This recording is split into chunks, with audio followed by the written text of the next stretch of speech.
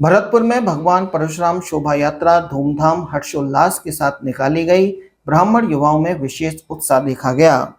पूर्व मंत्री अरुण चतुर्वेदी, देवस्थान बोर्ड के पूर्व चेयरमैन SD शर्मा, उत्तर प्रदेश सरकार में पूर्व मंत्री एवं मथुरा के पूर्व विधायक तथा भगवान परशुराम शोभा यात्रा समिति के पदाधिकारियों ने भगवान परशुराम के चित्र के समक्ष दीप प्रज्वलित कर विधि विधान से भगवान परशुराम की पूजा अर्चना कर कार्यक्रम का शुभारंभ किया। कार्यक्रम की अध्यक्षता समाजवादी नेता पूर्व सांसद पंडित रामकिशन ने की। कार्यक्रम में सभी वक्ताओं ने इस बात पर जोर दिया कि आज सबसे बड़ी आवश्यकता ब्राह्मणों को एक होने की है। ब्राह्मण समाज अपनी सभी कुरीतियों का त्याग करके एक मार्गदर्शक की भूमिका निभाए और अपने इतिहास को हमेशा याद रखे। पूर्व मंत्री अरुण चतुर्वेदी ने भरतपुर के ब्राह्मण समाज को बधाई देते हुए कहा कि आज भगवान परशुराम शोभा यात्रा के माध्यम से भरतपुर का ब्राह्मण समाज एक जाजम पर दिखाई दे रहा है।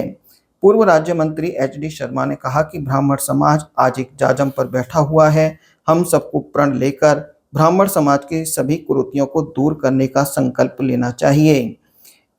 इस अवसर पर सम्मान समारोह भी आयोजित किया गया, जिसमें विभिन्न तहसीलों, ग्राम पंचायतों, ब्लॉकों के ब्राह्मण समाज के नेताओं व पदाधिकारियों का सम्मान किया गया।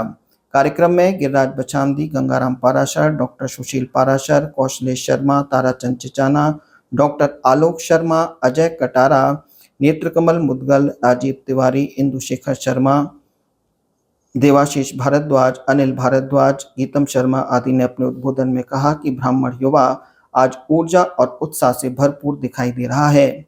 भारत भूषण ने कहा कि किसी समाज का अगर युवा इस तरह से उत्साहित व ऊर्जावान हो तो समाज का भविष्य बहुत सुनहरा होता है।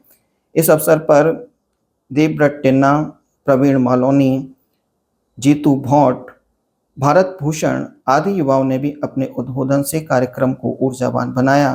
कार्यक्रम से पूर्व सभी को माला साफा पहनाकर स्वागत किया गया। महिलाएं एक जैसी साड़ी में दिखाई दे रही थी। सभी पुरुषों को साफा पहनाए गए। शोभा यात्रा में सर्वप्रथम 5 घोड़ों पर घुड़सवार चल रहे थे। महारानी लक्ष्मीबाई की झांकी थी। इसी तरह 14 झांकियां थीं, जिसमें महादेव जी की झांकी, हनुमान जी की झांकी, काली मां की झांकी, राम दरबार और गायत्री परिवार के द्वारा सजीव यज्ञ का प्रदर्शन किया गया। शोभा यात्रा का बाजार में विभिन्न समाजों के द्वारा बड़े ही उत्साह के साथ स्वागत किया गया। कई तरह के अलग-अलग तरह के बैंड बाजों के साथ मंगल भजनों की ध्वनि करते हुए शोभा यात्रा चली। पूरा वातावरण भक्ति में हो गया। गौरतलब है कि भरतपुर में भगवान परशुराम की शोभा यात्रा कई सालों के बाद निकाली जा रही है। ब्राह्मण युवा वर्ग में इस बात को लेकर विशेष आग्रह था कि भगवान परशुराम की शोभा यात्रा निकलनी चाहिए और युवाओं के दिल में जो चिंगारी जली, उसी से एक कारवां बढ़ता चला गया और एक सफल शोभा यात्रा भरतपुर में निकाली गई।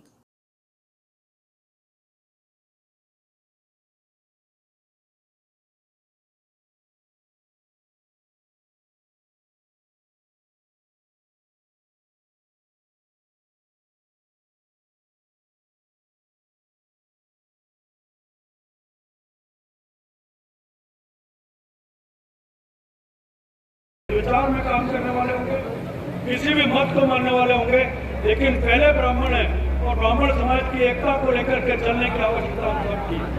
आज देश भर में एक चुनौती के नाते से बहुत सारे विषय खड़े हुए हैं। हम ब्राह्मण होने के नाते से सदैव सदियों से संस्कृति को, सनातन को और अपने धर्म को बचाने का काम किया और सबको समाहित करने का काम किया है। ब्राह्मण है तो हम नेतृत्व करते हैं, हम सब समाजों का नेतृत्व करने की आवश्यकता है। एकता अपने आप में कोई उद्देश्य नहीं है। एकता किस लिए है, जिस पर हम बाद में विचार करेंगे, लेकिन मैं तो इस वक्त यही कह सकता हूँ, ब्राह्मणों की एकता अपने समाज के काम तो आई, लेकिन देश के काम भी आए। आज हमारे देश पर कई तरह के संकट हैं, कई तरह की गड़बड़ियां हैं। अवतार हमेशा बुराई को लड़ने के लिए, भलाई की स्थापना के लिए होते। परशुराम जी का अवतार भी इसी क्रम में हुआ था। मैं तो आपसे दोबारा यही निवेदन करना चाहता हूँ कि आप सब लोग मिलकर अपने समाज का भला करें। बोलो भगवान परशुराम की। आज बहुत गौरव का विषय है कि भरतपुर में कई सालों बाद इतना बड़ा भव्य आयोजन देखने को मिल रहा है। भगवान परशुराम के ऊपर मैंने कुछ पंक्तियां लिखी हैं, वो मैं आपके सामने प्रस्तुत कर रहा हूं।